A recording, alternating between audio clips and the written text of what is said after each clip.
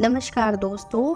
आज की कहानी बहुत ही प्राचीन है। यह कहानी तिब्बत में रहने वाले एक आदमी की है। एक आदमी बहुत ही लंबी यात्रा पर जाता है और यात्रा से जब लौटता है तो वह अपने मित्र के घर ठहरता है और रात को जब वह दोनों मित्र आपस में बात करते हैं तब वह अपने मित्र को एक अनूठी चीज के बारे में बताता है। वह बताता है कि जब मित्र मैं यात्रा पे गया था तो मुझे एक ताबीज मिला है, लेकिन मैं डरता हूँ कि तुम्हें दूं या नहीं दूं। डरता हूँ कि कहीं इसके परिणाम कहीं खतरनाक न हो। तब उसके दूसरे दोस्त ने बोला कि तो वह अनूठी चीज तुम्हें क्या मिली है वह बताओ। तब उसने बताया कि मुझे एक ऐसा ताबीज मिला है जिससे 3 आकांक्षाएं मांगोगे तो वो पूरी करेगा। मैंने खुद भी वो उससे मांग की थी और उसने पूरी भी की, पर अब मैं पछताता हूँ कि मैंने वह मांगे उस ताबीज से क्यों मांगी। और तब उस दोस्त ने अपने मित्र को कहा कि जब मैं यात्रा में था तो मेरे साथ 3 मित्र और थे, तब उन मित्रों ने भी उससे मांगा और सब आज छाती पीट रहे हैं और सिर ठोक रहे हैं, पर सोचता हूँ कि तुम्हें दे दूंगा, लेकिन डरता हूँ कि दूं या ना दूं।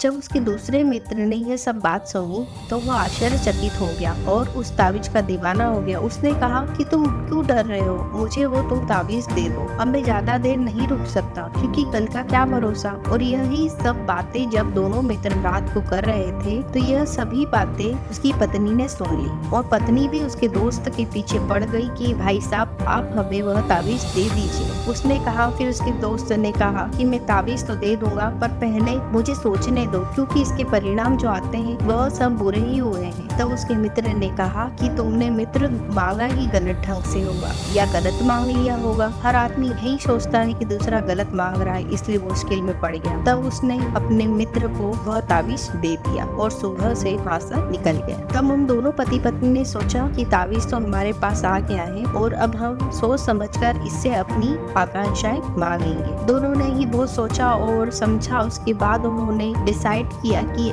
सबसे पहले हम इस ताबीज से लाख रुपए मांगेंगे, क्योंकि तिब्बत एक छोटा सा गांव था और वहाँ पर लखपति होना बहुत बड़ी बात थी। तो सबसे पहले उन दोनों पति पत्नी ने लखपति होने की आकांक्षा की। जैसे ही उन दोनों ने ताबीज से कहा कि हमें लाख रुपए दे दो, तब ताबीज उसके हाथ से नीचे गिर गया और झटक कर गिरता था। इसका मतलब है कि उनकी मांग स्वीकार हो गई। 15 मिनट बाद 10 जैसे ही दरवाजे पर किसी ने आवाज लगी और दरवाजा पर जैसे किसी ने दस्तक दी। खबर आई कि आपका जो लड़का है जो राजा की सेना में काम करता था वह मर गया है और राजा ने लाख रुपए का पुरस्कार दिया। पत्नी उसी समय छाती पीटकर रोने लगी कि यह क्या हुआ, और रोते रोते उसने कहा कि आप जल्दी से दूसरी मांग इस ताबीज से मांग लो कि मेरा लड़का जिंदा हो जाए। बाप तो बड़ा असमझ में फंस गया था। उसने सोचा कि इस ताबीज से एक आकांक्षा मांगी तो इसने हमें इतना बड़ा दुख दे दिया, कहीं दूसरी बार कुछ मांगने पर कुछ उल्टा न हो जाए। पत्नी तो एकदम पीछे ही पड़ गई थी कि देर मत करो, कहीं उसको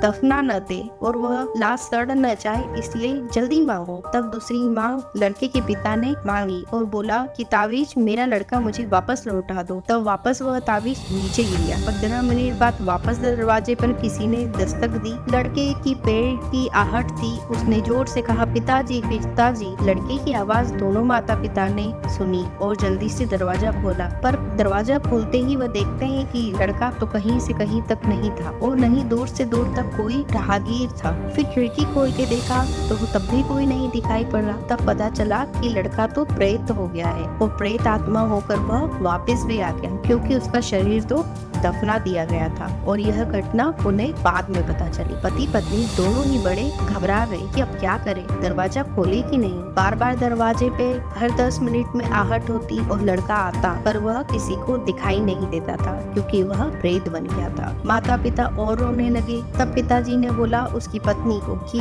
अब सोच के हम तीसरी आकांक्षा इस ताबीज से मांगेंगे और इसको हमको जिस दोस्त ने दिया था उसको वापस दे देंगे। तब वापस उसने उस ताबीज से मांगा कि जो मेरा लड़का प्रेत हो गया है उसे आप उस प्रेत योनि से मुक्त कर दीजिए, नहीं तो वह हमें जिंदगी भर सताता रहेगा। जैसे ही उस ताबीज से तीसरी आकांक्षा मांगी, ताबीज पुनः नीचे गिर गया और उसकी मांग पूरी हो गई और दरवाजा अचानक से पूरी तरीके से खुल के और दरवाजा अचानक से पूरी तरह से खुल गया, मानो कोई आत्मा भगवान के पास गई हो। दूसरे दिन सवेरे होते ही उस आदमी ने वह ताबीज लिया और अपने दोस्त को सौंप दिया और उसे सारी घटना बताई। तब उसका दूसरे मित्र ने कहा कि मैं तुम्हें पहले ही बोल रहा था कि यह ताबीज अच्छा भी है और बुरा भी है, पर इससे जो भी ख्वाहिशें मांगोगे यह वह सुख तो दे देगा, लेकिन उसके साथ में दुख भी जरूर देगा। और अपना दुख रो रो कर बहुत रो रहा था। इस ताबीज की वजह से आज मैंने अपने लड़के को खो दिया। इस कहानी से हमें यह सीख मिलती है कि कभी भी मन में लालच नहीं रखना चाहिए। भगवान ने हमें जितना दिया है उसी में हमें खुश रहना चाहिए। जब इंसान के मन में लालच आ जाता है तो वह इंसान अपनी ख्वाहिशों को पूरी करने के लिए किस हद तक चले जाए यह उसे भी नहीं पता होता है, क्योंकि भगवान सर्वव्यापी है। उन्हें सब पता होता है